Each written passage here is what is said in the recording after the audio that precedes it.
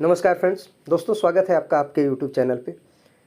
Friends, जैसा कि आप सभी जानते हैं 71वीं बीपीएससी का नोटिफिकेशन बहुत ही जल्द आने वाला है और ऐसे में बहुत ही महत्वपूर्ण हो जाता है कि उन सभी दस्तावेज जो बहुत ज़रूरी हैं पीपीएससी प्रीलिम्स का ऑनलाइन एप्लीकेशन भरते समय, उन सभी की जानकारी अभी से रखी जाए, उन सभी दस्तावेज को अभी से ही बनवा लिया जाए, जिससे कि जब नोटिफिकेशन इशू हो जाएगा और एप्लीकेशन ऑनलाइन किए जाएंगे, उस समय का जो समस्या है वो आपको न झेलना पड़े, क्योंकि आप जानते हैं समय कम मिलता है ऑनलाइन अप्लाई करने के लिए और बाकी डॉक्यूमेंट्स बनाने में भी काफ़ी समय लगते हैं।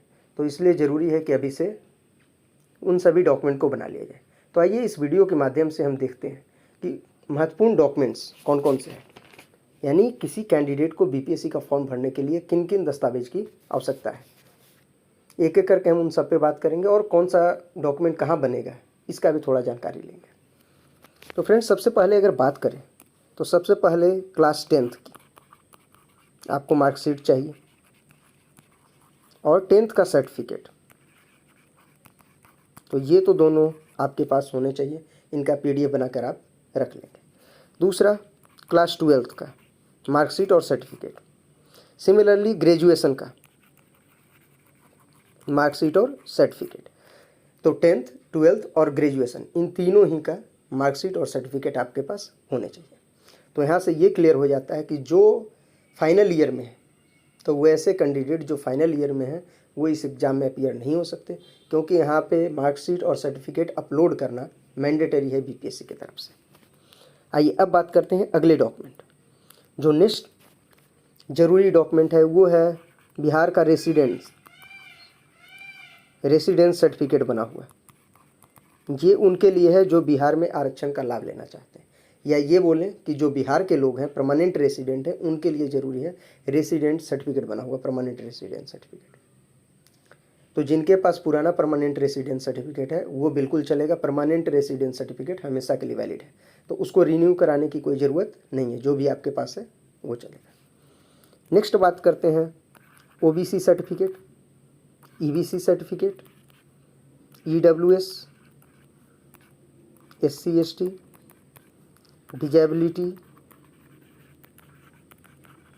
और grandchild of freedom fighter का। तो ओबीसी सर्टिफिकेट की अगर बात करें तो ओबीसी या ईबीसी जो है वो पुराना वाला भी चलेगा, बट आप कोशिश करें कि अगर संभव है, क्योंकि अभी समय है, तो नया बनवा लें। और जो एनसीएल की इसमें बात करें, नॉन क्रीमी लेयर का, तो इसका शपथ पत्र जो भरा जाता है वो बनवा के रख लें, क्योंकि अंतिम में इस सब के लिए भागदौड़ करते समय आप बहुत परेशान हो जाएंगे। अगर ईडब्ल्यूएस की बात करें तो ईडब्ल्यूएस सर्टिफिकेट को, जैसा कि हम सभी जानते हैं, इसकी वैलिडिटी जो है ईडब्ल्यूएस का वो होता है 1 साल का, 1 ईयर के लिए सर्टिफिकेट वैलिड होता है। तो जिन्होंने इस साल बनवाया, जैसे एग्जाम्पल के लिए कोई फरवरी में बनाया है, फरवरी 2025 में, तो फरवरी 2026 तक के लिए वैलिड है। बट जिनका भी पुराना है वो कोशिश करें कि इस फाइनेंशियल ईयर का, यानी 2025-26 फाइनेंशियल ईयर का बना के रख लें।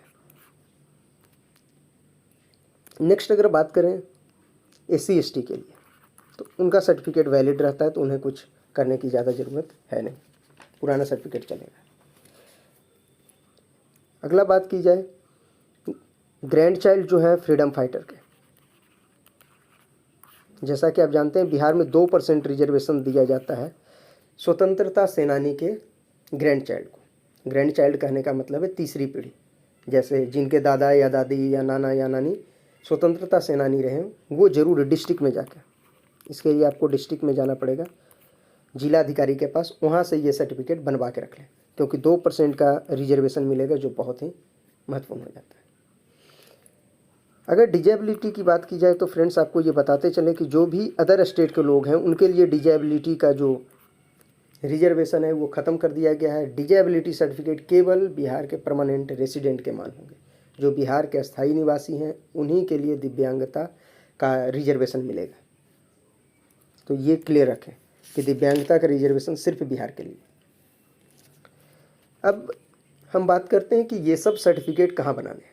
तो 10th, 12th और ग्रेजुएशन का तो आपके पास पहले से होता है, बट जो EWS सर्टिफिकेट है या OBC का सर्टिफिकेट है या रेसिडेंस सर्टिफिकेट है या SC/ST सर्टिफिकेट, ये सब सर्टिफिकेट बनाने के लिए आप सिंपल बिहार सरकार का जो वेबसाइट है RTPS, इस पर विजिट करें, ऑनलाइन अप्लाई कर दें।